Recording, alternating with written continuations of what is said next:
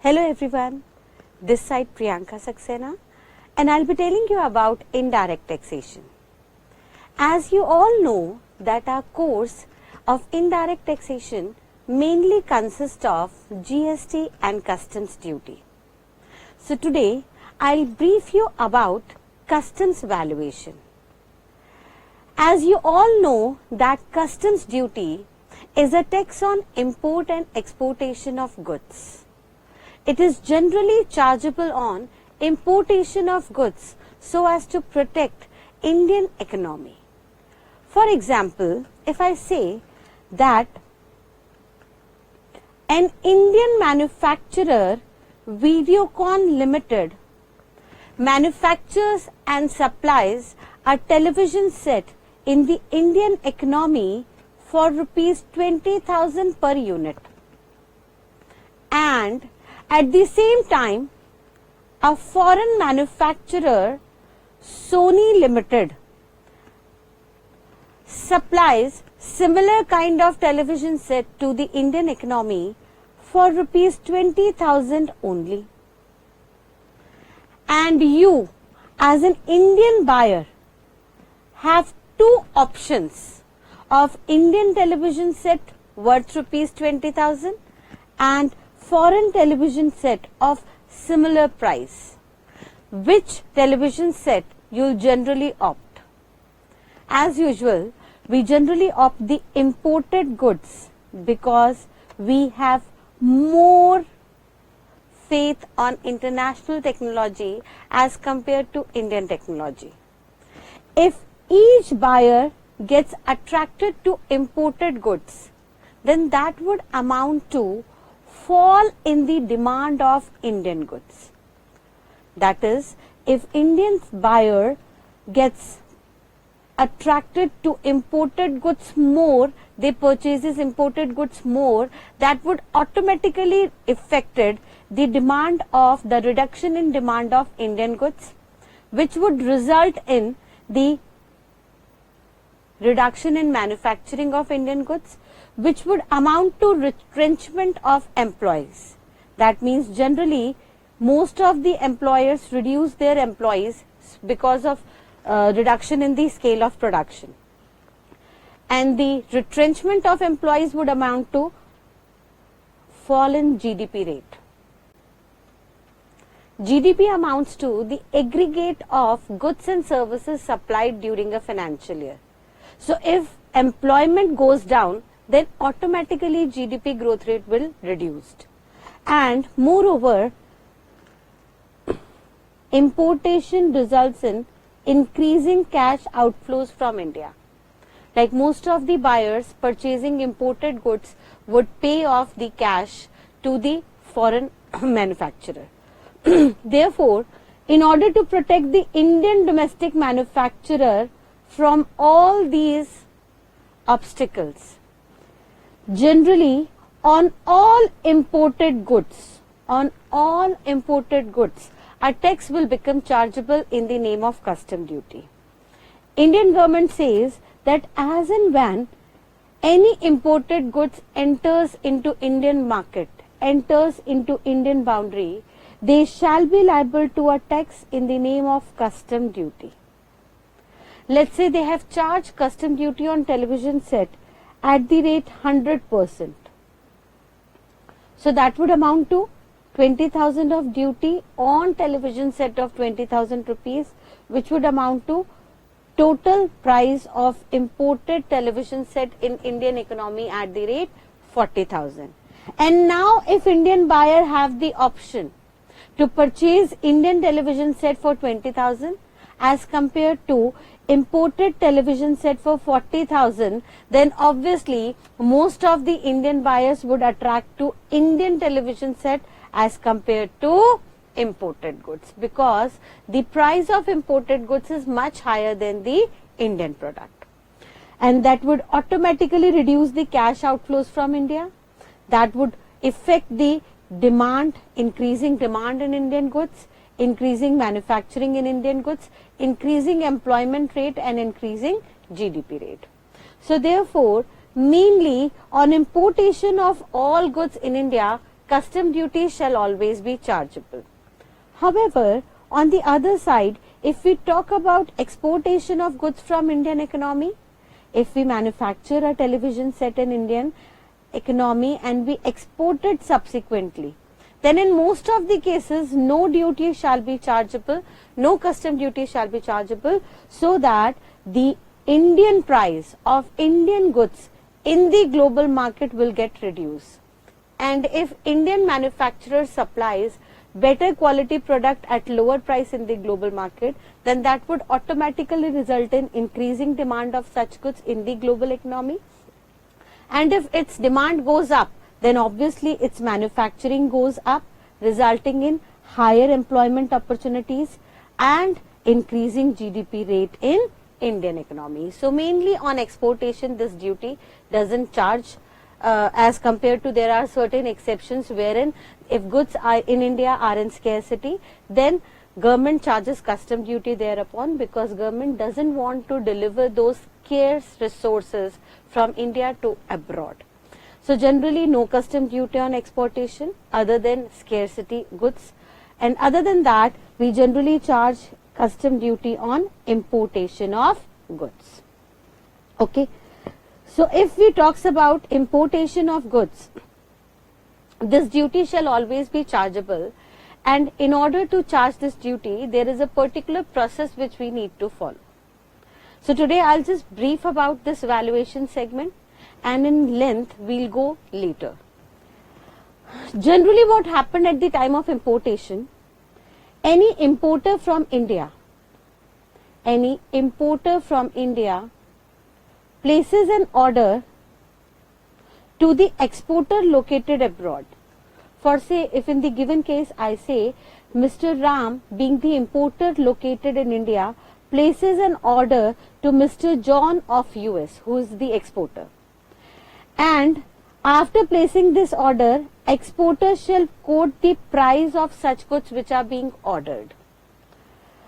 Exporter says that the goods being ordered by Mr. Ram have a worth of rupees 100 lakh, but exporter wants security whether this payment is being made by Ram or not. Because exporter is located abroad, he doesn't have any access in the Indian economy, and he is having insecurity that whether Mr. Ram, being the importer, makes payment of such importation on time or not. Therefore, Mr. John demands Mr. Ram to give him a security of such payment.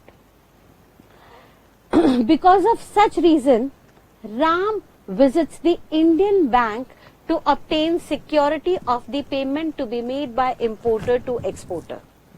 And bank will give security to importer only if importer have such financial worth.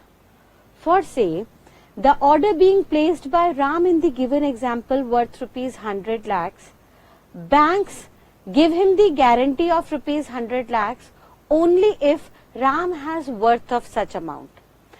And Ram, in order to prove that he is having 100 lakhs, bank might ask Ram to make a fixed deposit in the account of bank of rupees 100 lakh.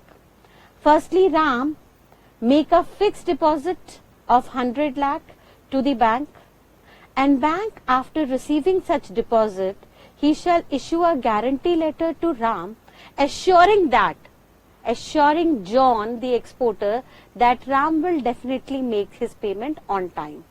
And if Ram conducts any default in such payment, then bank will pay payment on behalf of Ram from his fixed deposit himself. The guarantee given by bank to Ram in a document is known as letter of credit. What we call it as? Letter of credit. We also abbreviate it as LC. LC is the abbreviation of letter of credit. And once this guarantee being given by bank to Ram under letter of credit, then Ram shall forward this letter of credit to exporter Mr. John. Mr. John, being exporter, after receiving the guarantee from the importer through letter of credit via Indian bank, his payment gets secured, and then he shall dispatch goods from the foreign port. Exporter, Mr. John, generally asks Ram to deliver the goods up to the foreign port because Sales of Goods Act says that risk passes with ownership, and whosoever will be the owner of the goods shall be treated or shall be liable to have risk over such goods. So generally in practical life, exporter takes guarantee of such goods only up to his foreign port to get it uploaded in the foreign vessel or aircraft through which goods gets imported in India. Although it does not always happen, there might be situation that exporter takes guarantee to deliver the goods to the Indian port, but practically, generally, in maximum number of cases, exporter takes guarantee to deliver the goods only up to his foreign port, and in order to make it sure that in future the ownership of goods will remain with the importer, he shall transfer the ownership of goods in a document known as Bill of Lading. Bill of Lading is a document in which exporter transfers ownership of goods in the name of importer, and this Bill of Lading generally issued at the time of loading of goods at the foreign port itself. So Mr. John, after receiving confirmation of his payment, he shall load the goods in the vessel or the ship along with issuing Bill of Lading, a document in which Mr. Exporter transfer the ownership of goods in the name of Mr. Importer, and exporter shall also issue another document in the name of invoice or bill in which he shall mention the amount to be paid by importer to exporter. Exporter Mr. John shall issue this Bill of Lading and invoice along with loading of goods in the vessel, and this document shall be handed over by the exporter to the master of the vessel or the person in charge. That means if these goods are loaded in the aircraft, then the person in charge will be the pilot of the aircraft, and if these goods are loaded in the vessel, then the person of in charge will be the master of the vessel or the captain. Exporter, while issuing these documents of Bill of Lading and invoice to the master of the vessel, he generally incur all the expenses to be occurred while loading of such goods at the foreign port. Those expenses generally consist of cost of production, selling and distribution overheads, all the indirect expenses incurred to be happen for advertising and distributing and supplying those goods to the buyer, any other indirect expenses, any other overheads, taxes and duties if any paid in the foreign country, freight and insurance up to the foreign port. Obviously, if he is taking guarantee to load the goods at the foreign port and post then he is transferring ownership in the name of importer, then he shall incur only freight and insurance to be incurred up to the foreign port from his factory. And then it comes about loading charges, loading of those goods in the vessel, and the profit margin of the exporter. All these expenses which are incurred by exporter along with his profit margin shall be mentioned by him in the invoice, and the amount mentioned in the invoice will generally be known as transaction value. Transaction value is the value at which transaction took place, that means the sale price, the selling price at which goods are being sold from exporter to importer. It is generally also known as FOB value. FOB value stands for free on board value. Free on board value is the value at which goods are loaded at the foreign port, and this name has been given because generally the vessel, the ship couldn't reach to the land because of its depth, due to which a board has been placed from land to the entrance of ship through which the goods being loaded in the vessel. So the amount at which goods being loaded freely with the help of board in the vessel is known as FOB value, and this FOB value is generally occurred to be the transaction value generally, although there are certain adjustments which we will see subsequently, which might not be included in the transaction value but has to be included in the FOB value. That we will see later. But as of now, we can consider the value at which goods being loaded at the foreign port is known as FOB value, which is generally happen to be the transaction value at which exporter sold goods to the importer, and the amount mentioned in invoice has to be paid by importer to the exporter. Okay. Now we says that since ownership of these goods generally being transferred by exporter in the name of importer at the foreign port while loading the goods at the foreign port in the vessel or aircraft, therefore any expense to be incurred after it has to be bear by the importer himself, who has become the owner of these goods now. For example, if I say that on 15th April 2019, these goods being loaded at the foreign port, then on the same date, the ownership of goods has been transferred in the name of RAM under bill of lading, then any other expense to be incurred post 15th April has to be bear by RAM himself, because now he is being the owner of these goods.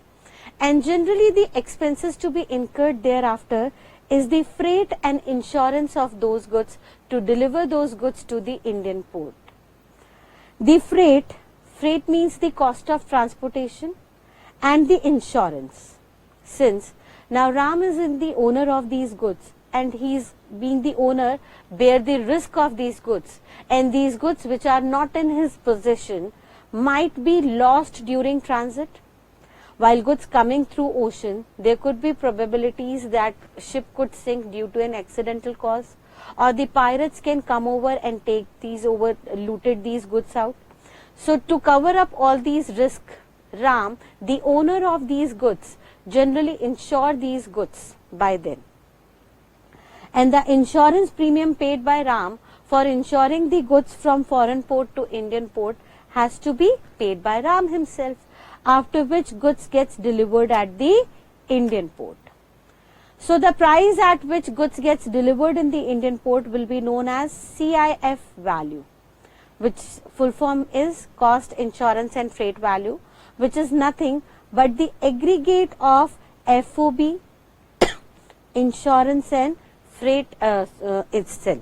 That is CIF equals to FOB plus freight plus insurance, after which goods gets delivered at Indian port. Now at port, always remember this point. The port where a custom officer being standing shall ask the importer to pay custom duty upon these goods. And Ram, who shall come over to the port to collect these goods, shall be liable to compute and pay custom duty thereupon. Now Ram shall need two elements to compute duty at that point of time. The first element is the assessable value. AV means the assessable value at which duty has to be computed. The value at which duty has to be computed will be known as assessable value, and the process of computing this assessable value will be known as valuation. So you must be aware that what all we are doing in this chapter. Here we are focusing more on determining the assessable value at which custom duty shall be computed. And the other element need to be determined is the rate of duty, which is generally mentioned in CTA, Custom Tariff Act. This rate is generally given in the exams, but if the rate is not given, then you can assume it to be 10%. Although 99% of the cases, question always mention the rate of duty to be chargeable, but there was an attempt wherein the rate of duty was not given, due to which institute has given a clarification that if rate is absent in question, then you can assume it to be 10%. Okay. So the rate is not in matter since it is always given in the question, but the value at which duty has to be computed needs to be determined by you himself. The value at which duty has to be computed is known as assessable value. Since custom duty is being computed at Indian port, Therefore, assessable value shall always be taken as the aggregate of all the expenses incurred to deliver those goods at Indian port. So, the assessable value shall be taken as the aggregate of all the expenses incurred to deliver the goods at Indian port, which used to include a landing charges. Earlier, under custom laws, the landing charges or the unloading expenses to land those goods at Indian ports shall also be included in assessable value. But there was a change in past law in which landing charges has been removed while computing the assessable value. Lawmaker says that although duty has to be computed at the Indian port and the value has to be taken at Indian port, but we are not including landing charges anymore because this is an expense incurred at Indian port by the importer himself. And by giving relaxation of not including landing charges is a benefit to the importer, due to which by not including landing charges, the assessable value has been reduced, resulting in reduction in custom duty altogether. It means that assessable value at Indian port shall be equal to the CIF value at which goods are delivered at Indian port. And CIF value is nothing but the aggregate of FOB and freight and insurance itself. Okay.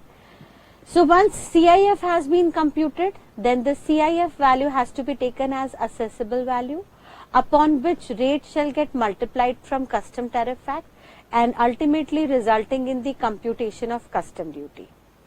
The duty computed so shall be paid by importer to the custom officer, after which custom officer shall issue an order for clearance, onwards of which the goods gets cleared by the importer from the custom port.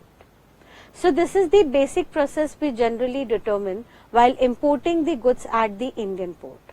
But always remember, since duty has to be computed at Indian port, therefore the assessable value at which duty has to be computed shall be taken as aggregate of all the expenses incurred by any of the person, either incurred by the exporter himself or incurred by the importer himself to release those goods at the Indian port, shall be taken as the assessable value.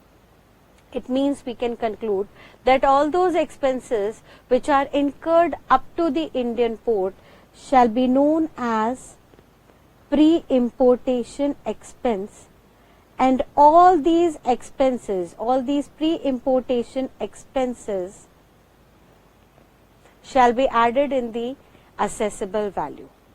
However, any expense incurred after port or after CIF, any expense incurred after CIF shall be considered as post-importation expense, and any post-importation expense shall be ignored while computing assessable value. This is the basic principle behind custom valuation.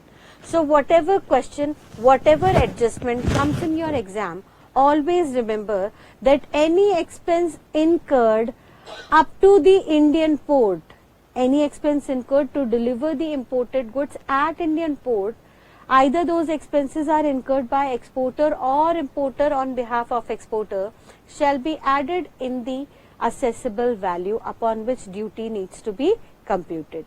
However, any expense incurred after port, being post-importation expense, shall always be ignored while computing this assessable value. Okay. So this is the basic structure behind custom valuation. Now, we can consider the whole process under valuation laws. Central government has made proper laws on the instructions given to it by Parliament under Customs Act. We can understand the flow through a flow chart of valuation of custom duty under legal citation. there was a section 14 of Customs Act 1962 which talks about customs valuation. As we all know, the act has been made by Parliament. So Parliament under this section 14 has empowered central government to make proper laws for defining the assessable value upon which duty has to be computed. Section 14 have two subsections. One is section 14 subsection 1, which talks about the transaction value or the invoice price, on the basis of which assessable value has to be determined. And section 14 subsection 2 talks about tariff value. This tariff value is the value notified by government himself. As and when government feels that there is a market economic fluctuation on any article, then central government can notify the value of such goods, which can either be more than the normal selling price or less than that, upon which duty has to be computed. We can understand it through a proper illustration subsequently, but right now the only basic we need to understand is that this is the value always notified by government in case of any economic fluctuation. So whenever government has notified any value upon which duty has to be computed, then such value is known as tariff value. Always remember that this value determined by, notified by government only for the purpose of computing duty. It does not have any relevance with the actual selling price of those goods. And always remember, if central government has notified tariff value for any article, then such article shall be computed, or the duty on such article shall always be computed on such tariff value, which shall be taken as AV of such goods. However, if government has not declared, has not notified any tariff value for an article, then its valuation shall be done under section 14(1), wherein central government has been empowered to draft proper laws for determining assessable value under different scenarios. And on the basis of the power given under section 14 subsection 1, central government has drafted two set of rules. One set of rule talks about customs determination of price of imported goods. They are also known as DPIG rules, determination of price of imported goods. And another set talks about determination of price of exported goods, which can be known as DPEG rules, determination of price of exported goods. Both of these rules have been issued in the year 2007. Always remember that rules have been made by central government, and any rule, rule 1, would amount to title. That under rule 1, the title or the heading has been given. Under rule 2, always definition has been given of different terms being used in under those rules. The main provision starts with rule 3. Under both the cases, either we talks about imported goods or we talks about exported goods. And always remember that under custom valuation rules, the rules needs to be proceed sequentially. It's a very important term. Under custom valuations, all the rules needs to be proceed sequentially. That is, in no case assessable value can be determined directly under rule 4 or 5 or 7 or 8. That by proceeding sequentially, we shall always determine the assessable value, first of all primarily under rule 3. That is, the first preference shall always be given under rule 3. Subject to certain conditions, the transaction value or the invoice price at which goods are imported in India, certain additions needs to be made under rule 10, and the aggregate of both of them shall be taken as the assessable value. What all are the additions under rule 10, that we will see subsequently. I am just giving you a macro idea, a brief idea about what all we are going to do now. What all additions and subtractions, what all flow of information will be going in near future. Primarily, always remember that under rule 3, assessable value shall be determined, and if on non-compliance of any condition mentioned under rule 3, that is, if either of the conditions given under Rule 3 are not satisfied, then by proceeding sequentially, the assessable value of such imported goods shall always be determined under Rule 4. That is, the second preference shall always be given to Rule 4, wherein the value of identical goods shall be taken as the assessable value of imported goods. Now, what is identical goods? That we'll again see later. But right now, just keep in mind that the valuation shall be done only in the sequence given under Rule 3, 4 and 5 and so on. So, first of all, apply Rule 3. If that rule cannot be applied, then go to Rule 4, where identical goods value shall be taken as AV. And if there are no identical goods, then by proceeding sequentially, you can go to Rule 5. The third preference shall be given to Rule 5, where the value of similar goods shall be taken as the assessable value. Now, what is similar goods? That again we will see now, although there is a difference between identical and similar, wherein the first preference shall always be given to identical first, post which the second preference shall be given to similar goods. And if neither identical nor similar goods exist, then by proceeding sequentially we shall go to Rule 6, which says that Rule 7 and Rule 8 can be applied without any sequence. That means directly from Rule 6 you can go to Rule 8, and if Rule 8 cannot be applied, then you can vice versa go to Rule 7. There is no need to apply sequence in Rule 7 and Rule 8. The reason behind that again we will see later, but the only difference between them is that Rule 7 talks about the deductive value, the value which shall be determined at the Indian port by deducting all the post-importation expenses therefrom, and if no post-importation expenses or post-importation value is given, then under Rule 8 computed value shall be taken, wherein the aggregate of all the expenses incurred from foreign port or from foreign manufacturer, foreign exporter to the Indian port shall be taken as AV. And if neither deductive value nor computed value can be determined by whatsoever reason, then by proceeding sequentially under Rule 9, the residual value shall be taken as the assessable value. Here the residual value shall be the value which shall be determined by proper officer, custom officer, by applying his best judgment assessment, which shall be done on some reasonable grounds, and those grounds, those reasons must be given in writing by the custom officer himself, so that no manipulation, no corruption can take place thereof. Okay. So, just have a brief idea that under valuation, the rules, the value shall be determined in the sequence from Rule 3 to Rule 9, subject to certain exceptions under Rule 6. And similarly, while determining the assessable value of exported goods, although no custom duty is chargeable generally on exportation, but in case if there is any scarcity of those goods in Indian economy, then on those goods which are already in scarcity in Indian economy, we would like to charge custom duty even on their exportation, because we doesn't want to lose those goods from the Indian economy. Then while computing custom duty at the time of their exportation, the assessable value shall be determined under DPEG Rules 2007. Wherein Rule 1 talks about title, Rule 2 talks about definition, and from Rule 3 to Rule 6 again you need to proceed sequentially. This is the important essence of custom valuation, wherein again assessable value cannot be directly determined under Rule 5. You have to first follow, primarily apply Rule 3, and if Rule 3 cannot be applied, then you can go to Rule 4 by proceeding sequentially, and again if Rule 4 cannot be applied, then Rule 5 and then Rule 6.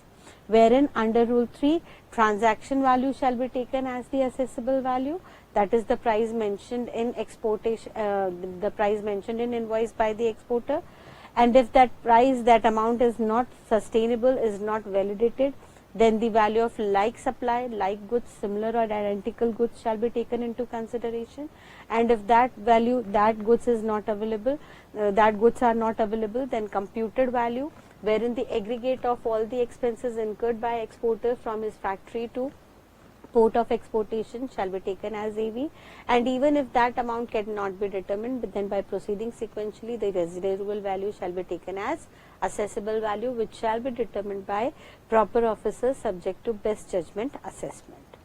Okay. So these are the basic rules which we'll be doing in detail now onwards. Let's start with rule 3 of importation, wherein it says that assessable value shall be taken as the aggregate of transaction value and additions under rule 10. This rule 10 is very important, wherein certain additional amounts being given, certain adjustments being given, which needs to be added while determining the assessable value. Let's start with rule 10 now. Rule 10 talks about various additions under two subcategories, that is one rule 10 sub rule 1 and another one rule 10 sub rule 2. Under rule 10 sub rule 1 we have expressed additions. Expressed additions talks about various adjustments which needs to be adjusted while computing assessable value only if they are specifically given in the question. It means these adjustment does not arise always. These adjustments could arise in either of these situations, and only if that situation occurs, then such amount shall be added while computing AV. We'll see these adjustments little later.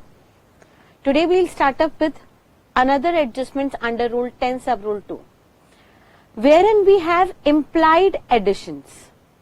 Implied additions means under this sub rule we have few adjustments which has to be added always. That is, these adjustments shall be done always, even if they are not given in question. Ma'am, how does it possible that the expense has not been actually incurred and still its amount shall be added while computing assessable value? Lawmaker says whenever goods are imported from abroad to India, then there are two expenses which needs to be occurred for such delivery. One expense is of freight, that is cost of transportation, and another expense is of insurance. Since goods being transported from long distance and there is a huge risk during such transfer, therefore generally 100% of these goods gets insured by the owner of such goods. And insurance has to be done of these goods while delivering it to the Indian port. But there could be certain probabilities when importer does not directly incur this freight or insurance, because he might be the owner of the vessel or aircraft in which goods are being transported, or he might be having the insurance company itself through which his insurance has been done. For example, if I would say that Reliance importing certain input in their own vessel, in their own ship, then do they have to charge additional freight from themselves? Obviously not. That means if you travel in your own conveyance, do you charge freight from yourself? No. It is just an imputed cost which we generally consider under custom valuation. Lawmaker says if freight or cost of transportation has been actually given in the question, then you need to add the actual cost while determining AV. However, if this cost is not being mentioned because it might not be occurred actually by the importer, as he must be carrying goods in his own vessel or aircraft, then while determining assessable value for custom duty, 20% of FOB shall be added thereon. This rule 10(2) talks about freight in two different manners. It says that if goods being transported by air, through air mode, then while determining the assessable value, add actual cost of such freight or 20% of FOB, whichever is less.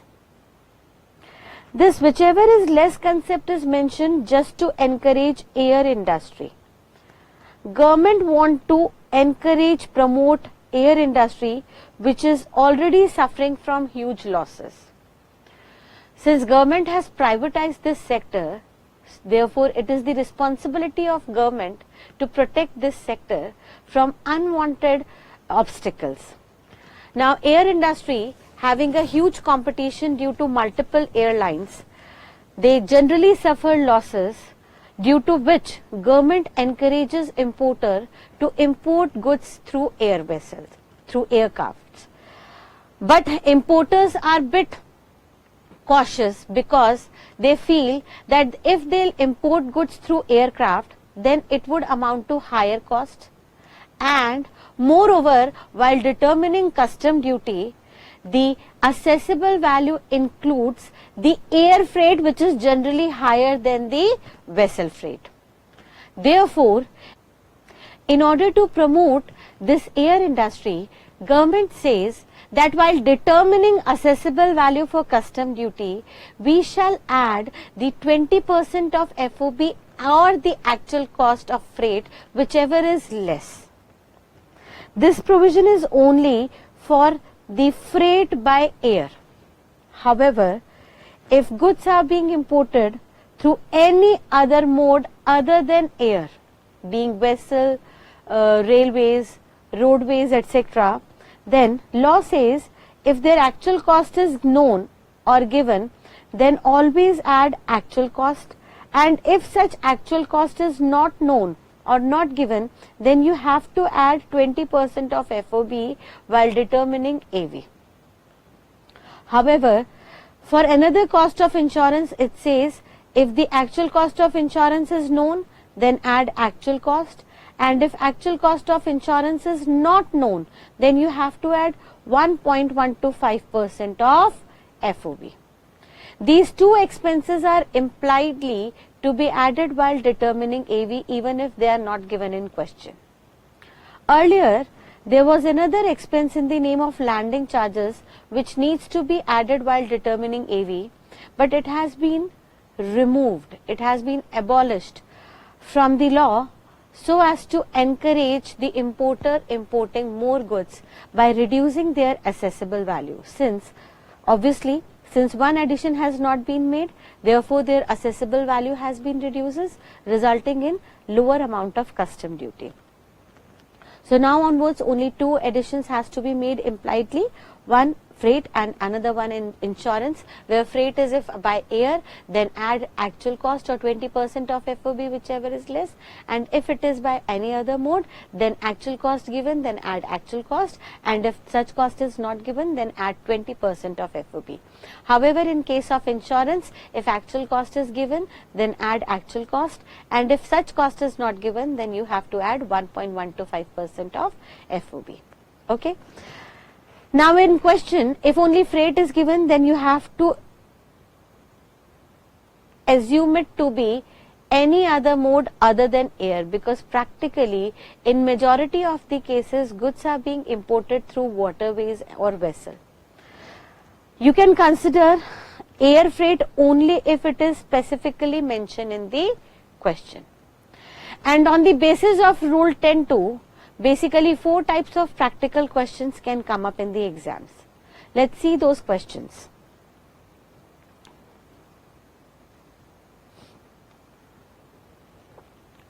Type 1 question, which can be based on Rule 10(2), will be a very simple question wherein it will say that A Limited imported goods from US for FOB value. FOB value stands for the value at which goods are loaded at the foreign port or the port of exportation.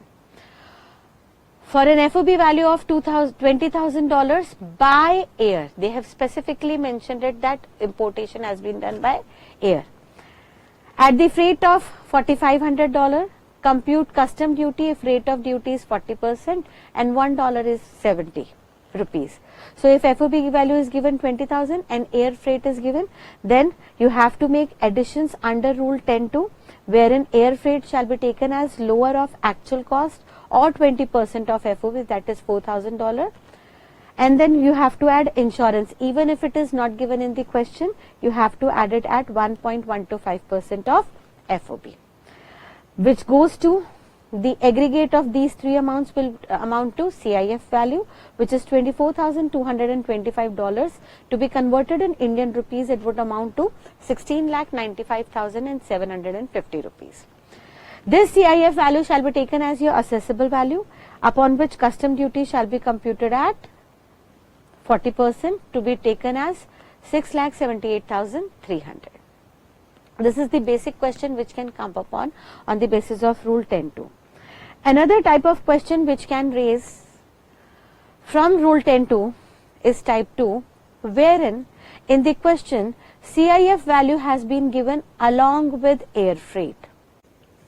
In the given question, it says that B Limited imported goods from US at a CIF value of $50,000, including air freight at the rate $12,000. Here CIF includes actual air freight. The accountant of B Limited has included actual air freight. Now we have to make a comparison whether he did the correct computation or not, because in case of air freight we have to add actual or 20% of FOB, whichever is less. And it says that insurance, that is actual insurance, is given at the rate $3,000 is being included in $50,000 of CIF value. Now we need to compute custom duty if rate is 20% and $1 is 70 rupees.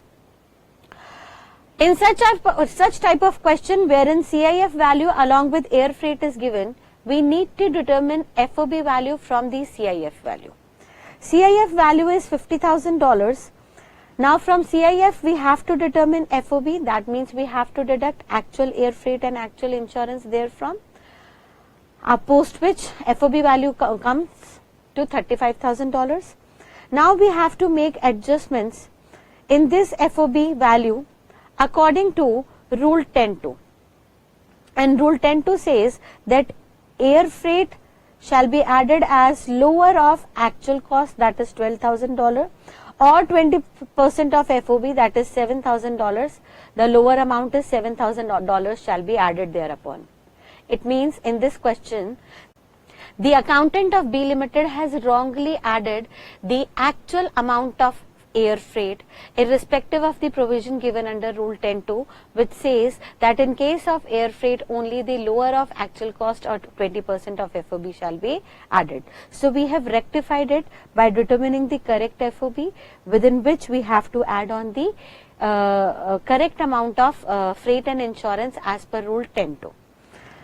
So the air freight will be taken as lower of the two, and insurance, if actual cost is given, then has to be added in the actual cost itself, which would go to make your CIF actual amount gets computed for computing custom duty, upon which custom duty shall be computed at the rate 20% thereupon. Okay. Then comes to third type of practical question based on Rule 10.2, in which it says that C Limited imported goods from US at a CIF value of rupees 40,000, including freight at the rate 15% and insurance at the rate 1%. Whenever under any question CIF value has been given within which freight and insurance has been included in percentage, which is not in accordance to the percentage given under Rule 10.2, then you have to consider it that the accountant of this assessee has made the wrong computation, and he has to rectify this computation by deducting the wrong amount of percentage therefrom and by adding back the correct amount of percentage given under Rule 10.2. Rule 10.2 says that in case of freight, 20% of FOB shall be added, wherein in the question it has been said that 15% of FOB has been added. Now you might think that, ma'am, this 15% can be the actual cost. No, beta. If this 15% could be the actual cost, then the actual cost must always be given in the amount itself and not in percentage. Mind it. If this freight amounts to actual cost, then the amount has been given herein of 2,000, 5,000, whatever the case may be, instead of mentioning the percentage. Same is the case with insurance itself. So always remember that if in question freight and insurance is given in percentage, then it means the actual amount is not known, due to which they has considered the percentage, and the percentage has to be taken as per rule 10.2. And if the percentage given is in question is not in compliance of rule 10.2, then you have to make the rectifications therein. And this rectification is very simple. You can do it through linear programming, which is generally happened in your study material, or you can do it through simple unitary method. What we can do here, in the given question, CIF value has been given of 40,000 rupees, including freight 15% and insurance 1%. So we have to consider the unitary percentile for it. Let FOB be 100, because either freight or insurance, that is 20% or 1.125%, has to be determined on FOB, and percentage refers to 100. So I have assumed FOB as 100, upon which the accountant has wrongly entered freight at the rate 15%, that is 15, and insurance at the rate 1%, that is 1. Therefore, CIF in percentage after doing wrong entry is 116. Now this 116, we have given 40,000 rupees. For 40,000 rupees, 116 has been included, out of which 100th part will determine your FOB value, which is correct obviously. So correct FOB goes to 40,000 rupees divided by 116 multiplied by 100, which goes to 34,483. So due to this, now we can come back to our question. FOB given is 34,483. Now we have to do the adjustment by adding back the freight and insurance as per rule 10.2, which is freight shall be added at the rate 20% of FOB to be taken as 6897, and insurance to be taken as 1.125% of FOB to be taken as 388, which would amount to correct CIF for the assessable value of custom duty to be taken as 41,768, upon which custom duty to be added at the rate 70% for rupees 29,238. Okay. So this is the basic type of question which can come from rule 10.2.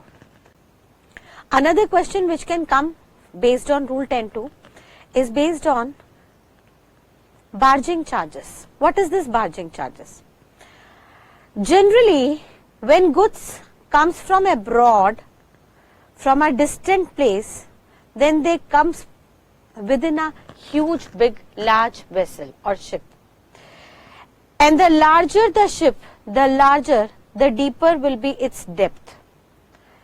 And if the depth is deeper enough, then they could not reach to the Indian port itself because of Archimedes' principle. You must have done it in physics, wherein it says that the nearer to the land you goes, the water level gets reduces. So if this is the water level, the land reduces thereupon, and a vessel with a deeper depth could not reach to the port itself because the depth is not enough there. So these larger vessels gets parked in a distant place which is known as outer anchorage. What do we call it as? Outer anchorage, where the master of the vessel, by applying anchor, park their vessel there in there itself. Or the medium sized vessel could come little ahead to the port itself at another point known as jetty, from where goods gets transferred in the smaller vessel to be taken and unloaded at the Indian port. The process of transferring goods from one vessel to another vessel is known as transshipment, and the expenses incurred for such transshipment is known as barging charges, ship demurrage charges, or light rage charges. When you transfer goods from a huge vessel to the medium level vessel from outer anchorage, or from the medium level vessel to the smaller vessel from jetty, then the process of transshipment will amount to a pre-importation expense, because what we did, any expense incurred before port shall be taken as pre-importation, and the expenses incurred for such transshipment to be known as barging, ship demurrage or lighterage, being a pre-importation expense, shall be added before CIF value, because CIF value is the value to be taken as the value of goods at Indian port. So obviously this expense has been incurred before Indian port, before CIF value, therefore this expense shall be added before CIF value itself. Based on this expense, last type of question can turn up on the basis of Rule 10.2, which says, type 4 question, delimited imported goods for FOB value of $50,000 from US at a barging charges of rupees 60,000 incurred from jetty to port. Compute custom duty payable if rate of duty is 40% and $1 is 70 rupees. Here FOB value is given as $50,000 to be taken in rupees as rupees 35 lakh, in which adjustment has to be made under Rule 10.2 even if freight and insurance is not given in question. If freight is not given, then always has to be at 20% of FOB, and then insurance as 1.125% of FOB. Post which barging charges shall be added only if it is given in the question. That is, freight and insurance has to be added always, but barging has to be added only if it is specifically given in question, which is 60,000 rupees to be added therein. Post which CIF value goes to 42,99,375, upon which custom duty shall be added at the rate 40% to be taken as 17,90,750 rupees. Okay, so this is all about Rule 10.2, wherein it says that two expenses shall always be added, one freight and another one is insurance, even if they are not given in question. And on the basis of this rule, four types of question can come up, wherein in first category of question, no freight or insurance is given, then you have to add it on. In second type of question, CIF value is given with air freight, where you have to make adjustment for adding the correct air freight of lower of the two. In third case, CIF value must be given including wrong percentage of freight and insurance, which needs to be rectified. And in fourth case, another expense in the name of barging charges can come up, which shall be added only if it is specifically mentioned in the question. Okay, so this is all about Rule 10.2. Other than that, under Rule 10.1, certain expenses could turn up, which we'll see in next session. Till next session, you need to revise the whole concept which we did today. How does custom valuation takes place? How does goods gets imported in India? What all are the documents, letter of credit, bill of lading needs to be filed thereupon? What is FOB value? What is CIF value? Where the duty has to be computed at Indian port, and what amount of assessable value shall be taken thereof? Generally, the basic principle which I has given you, that custom duty is to be computed at Indian port, therefore assessable value shall be taken as the aggregate of all those expenses which are incurred to deliver these goods at the Indian port shall be considered. Based on this principle, government has created certain rules given under DPIG rules, which needs to be followed in sequence. These sequence we will see again in the future sessions. Till then, you need to understand that primarily we have to apply Rule 3, wherein assessable value shall be taken as the transaction value or invoice price, in which we have to make additions under Rule 10, wherein under Rule 10, two categories of additions has been given, wherein under 10.1 expressed additions being given and in 10.2 implied additions being given. Implied additions has to be added in case of freight and insurance always, but in case of barging it has to be added only if it is specifically given in the question. Whereas in case of Rule 10.1, expenses to be added only if they are expressly mentioned in question, which we'll again see in the future sessions. Till then, beta, thank you and God bless you all. Let's catch you up in next sessions. Bye-bye.